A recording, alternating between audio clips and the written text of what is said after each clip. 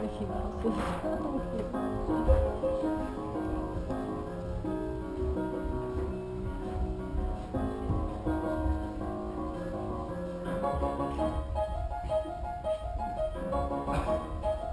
Oh no! Oh no! Not people and mice! You irritate me almost as much as those despicable Who's. Look at you all, joyful and filled with excitement. I can barely take it. I smell gingerbread and candy canes. It smells like Christmas cheer in here. Why must you torture me with this toxic stench? I can hardly see straight with this foul odor. It takes me back to that day when I was just a young Grinch, less green and less smelly. The day was filled with Christmas cheer, but I was alone without a friend to hold dear. So I sat in my lair yelling, "This just isn't fair! I don't have a reason to comb my green hair." My madness comes not from the time of year, but my lack of love, and I'm being sincere.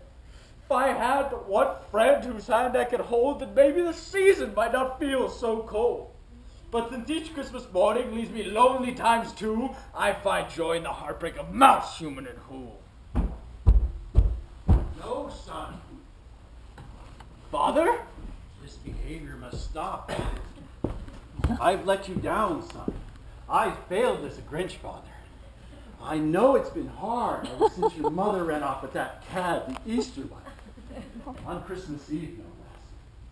When she left, I lost my mind. I was eating Who hash like it was going out of style. And it also hurt you. I was blind to your emotions. You hated this season ever since that black day. It's as if your heart stopped growing and went astray. Actually, the Grinch child is demonstrating a classic drive toward aggression and destruction of all things associated with Christmas. That includes not only the people of Whoville, but the Fieldmouse family and their love of Christmas. Dear Grinch, you really are a heel. You're as cuddly as a cactus, you're as charming as an eel. Junior Grinch, you're that banana with a green black heel.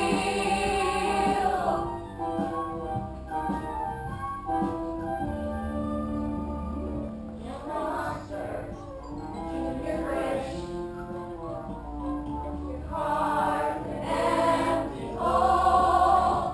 Your brain is full of spiders. You've got garlic in your soul, Junior Grinch.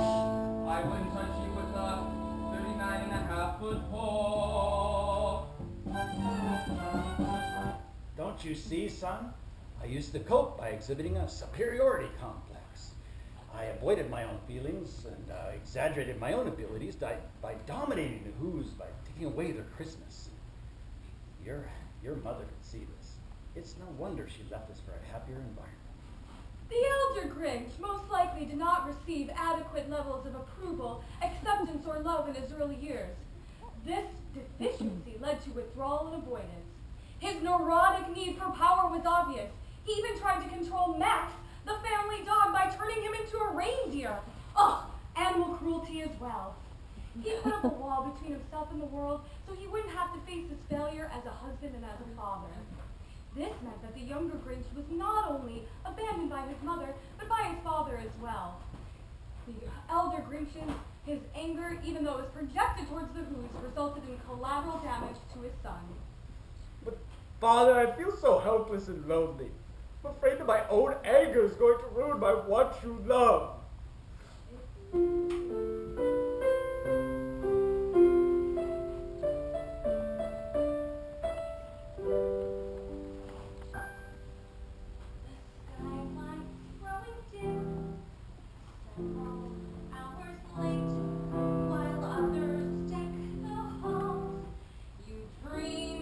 Decking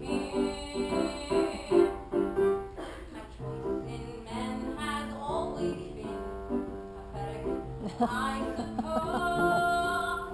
The guy who stole my credit cards and the guy who tried on my clothes. And so a row of self-help books line my bedroom shelf. But there's one thing those books forgot: you never fall in love with a Grinch.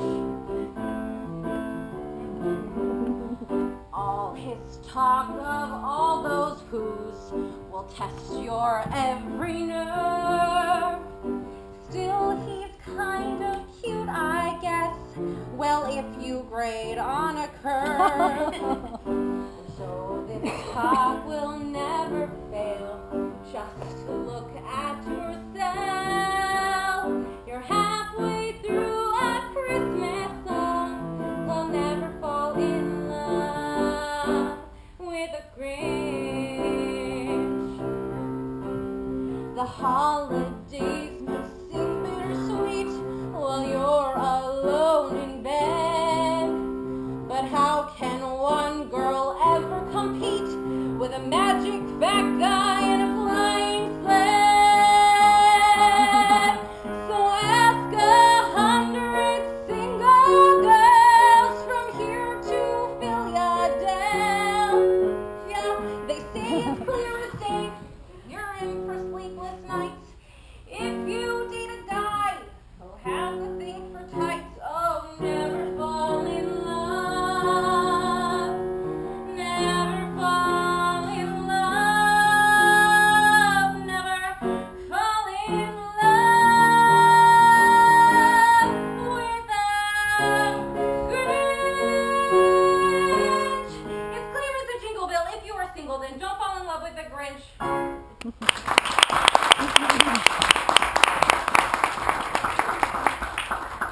That poor girl. Our young Grinch is using a self-protective mechanism of attaining power. That was his way of ensuring that no one would hurt him. I've always thought that if I have power, no one can hurt me. I spent all those years projecting my self-hatred onto others. But when I found love and acceptance from the Who's, I changed forever. Sadly, I forgot to take the time to heal you. I've had all the luxuries of Mount Crumpet, but lacked love until Mia came into my life. She accepted me for the smelly, late, rude Grinch that I am, unconditionally. Oh, it's wonderful that you have her, son. But she can't fix you. Only you can change you. How do I do that, Dad? Somehow you have to get past the hurt and let the magic of the season heal you. That Christmas morning, when the Who's still celebrated Christmas, even after I had stolen every single present and treat, that was when I changed. It was the morning I became a fully actualized Grinch. I have noticed you've been much more open to new experiences this year, Dad. Yes. I'm even going on a blind date with someone named Ms. C. In the end, the young Grinch took the first step to becoming a fully functioning person, or Grinch. He allowed himself to be open to positive and negative feelings and became willing to live in the moment. Like his father before him, the young Grinch's heart grew 3 sizes that day. It's okay, you can join our celebration. Yeah, Oh, hey. What kind of mouse is he again? Every family celebrates differently, and maybe Junior Grinch had a bit of a stumble on the way. But when you know better, you can do better. That's Father Mouse's favorite quote by Maya Angelou Mouse and Oprah Mouse. No matter how you celebrate, you have all made our humble little condo and the great noble fir tree so much more wonderful this holiday season. From my mouse family to yours, thank you so much for coming. Happy holidays and Happy New Year. Happy holidays.